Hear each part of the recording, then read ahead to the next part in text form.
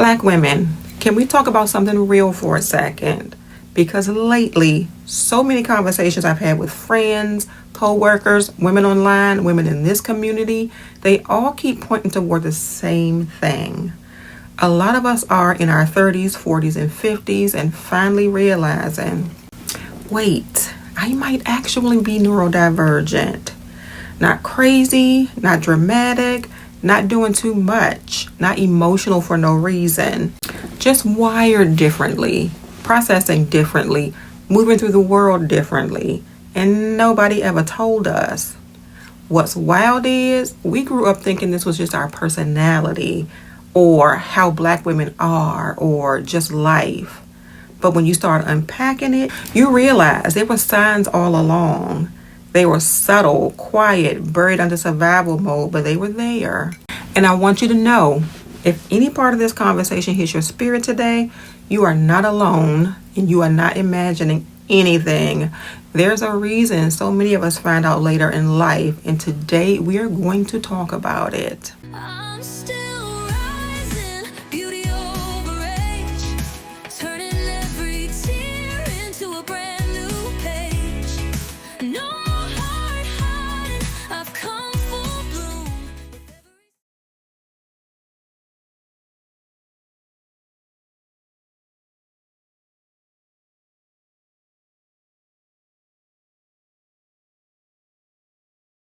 This actually came up for me in a recent conversation with a friend, someone who knows me well, who has seen how my mind works, how my creativity moves, and how I process things. And they said something like, a lot of your pattern sounds like neurodivergence. And I laughed. You know, the laugh where your spirit is like, don't put anything else on my plate. And I said, child, I already got enough going on. Let me not add anything else to the list. But later that night, I sat with it. And you know how it is when something hits you a little too close, you start replaying your life in your head. That's what I did. The late night dots started connecting. Childhood dots, teenage dots, relationship dots, work dots, creative dots, even motherhood or womanhood dots. All these little things, these little moments where I think, why am I like this? Or why does it hit me so hard? Or why can't I function like other people do? And suddenly, they weren't isolated anymore. They were part of a pattern. You know how we go through life just pushing through, masking, performing, or surviving, being the responsible one, even when we're breaking inside, being the stable one, being the one who holds everything together, and you just assume that's normal. But when I got quiet and really reflected, I noticed things like a hyperfocus, like it's a superpower, to the point where I disappear into a task. My creativity turns on like a faucet that I can't shut off. I can hold 1,000 ideas in my mind at once, but then struggle with one simple task. My emotional depth, it is deep, deep. I don't do surface level anything. I absorb moods, energy, tension, and unspoken emotions without even trying. I need structure, but I hate being boxed in. And when I care hard. Like, let me give my whole chest to this hard, which leads to burnout, disappointment, and sometimes resentment. And I know somebody watching feels that in their soul right now, because these things, for years, we labeled them as flaws. We called ourselves too much, too emotional, too sensitive, or I should be more disciplined. But when you start asking the right questions, you realize these aren't flaws. These aren't personality quirks. These aren't character issues. These are patterns. And a whole lot of Black women share these same patterns. People think neurodivergence looks like the kid who can't sit still, the one bouncing off the walls, the person who can't stay organized, someone who's loud or disruptive or chaotic. But that's not how it shows up in us. Because from the moment we were born, Black girls were raised to mask, to be good, quiet, helpful, responsible, to make things easier for everyone else, and to grow up too fast.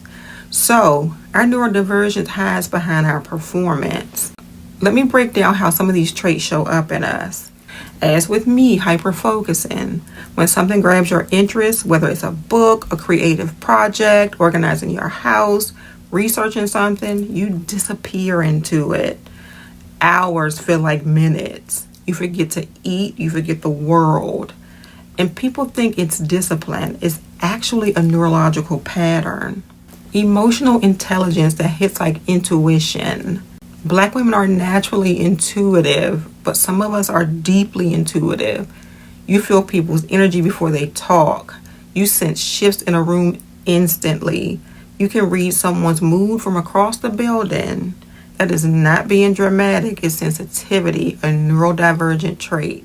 Racing thoughts that are actually creative brilliance. Your mind is never blank, ever. It's ideas, stories, solutions, scenarios, creativity, all happening at once. And sometimes it's overwhelming, but it's also why you're powerful. People pleasing is actually a survival mode. A lot of us people please because we learned that being easy, being helpful, being the one who never complains kept us safe. It kept the peace. It kept everyone off our back. Burnout cycles. Work hard. Crash. Recover. Repeat. Because your brain works in sprints, not marathons. Perfectionism. Not because you wanted to be perfect, but because Black girls are told our mistakes are not allowed. We had to get it right the first time or else. Masking. Smiling when you're overwhelmed. Being polite when your nervous system is screaming. Performing okayness because messy or scattered was never an option. Deep sensitivity.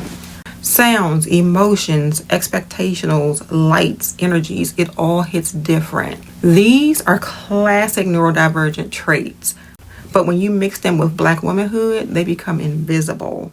No one caught it, not because something was wrong with us, but because the world wasn't looking for this in Black girls.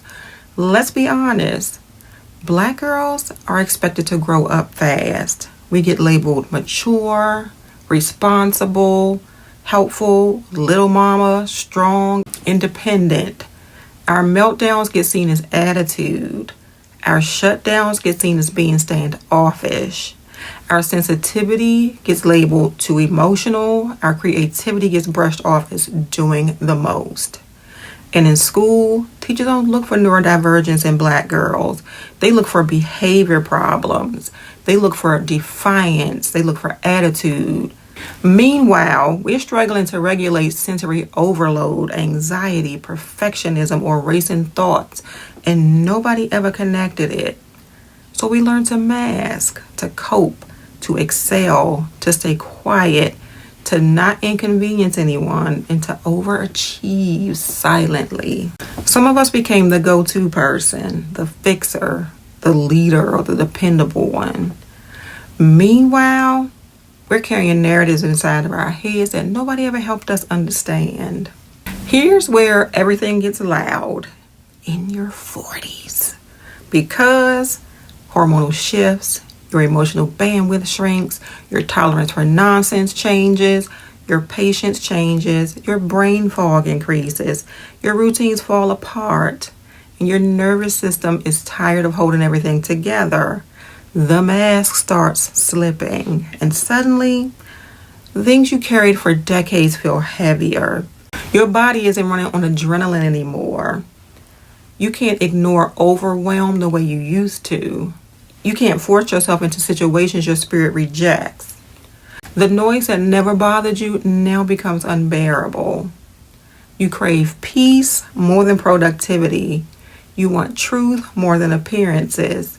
You want alignment more than survival. This stage of life pulls the blindfold off, and a lot of Black women hit 40 and go, is something wrong with me? But the truth is, nothing is wrong. This is the first time you're seeing your brain without the survival mask. There is a deep kind of grief that comes with this realization, because you look back and think, I wasn't lazy. I wasn't weird or sensitive. I wasn't being dramatic. I wasn't unmotivated or unfocused. I wasn't doing too much. I was misunderstood. I was unseen and sometimes unprotected. And while there's grief, there's also freedom. A soft, quiet freedom. That moment of, oh, that's why I finally understand myself. I am not broken. I'm just wired differently. Let me tell you what helps Black women with neurodivergent traits thrive, not just survive. Structure with softness, not strict routines, but gentle anchors. Creative freedom. Your brain needs outlet. It needs expansion and imagination. Purpose work. When you care about something, you excel beyond measure. Visual planning boards, colors, lists, they support your brain. Movement plus rest cycles. Instead of pushing nonstop, honor your seasons. Community that understands your wiring. Because masking is heavy, you need spaces where you don't have to perform strength. Letting yourself off the hook. You are human. You are allowed to rest. You are allowed to be imperfect. I want you to ask yourself this. Does any of this sound familiar? Have you always been the deep one, the creative one, the intuitive one, the emotional one, the multitasker, the overthinker, the strong one who carried so much? If so, there is nothing wrong with you. You are not broken and you are not doing too much. You are not imagining things. You might just be neurodivergent and nobody ever had the language to tell you. Drop a comment below. Share your story, your experience, your patterns. Let's talk about it because so many of us are just discovering this. Share this video if someone you know needs clarity. And hey, if these videos are helping you feel seen, supported, and you want to show a little love, you can buy me a coffee. Just scan the QR code on the screen. It helps me keep making content for women like us who are owning the season of life. Until next time, stay powerful, stay peaceful, and I'll see you in the next video.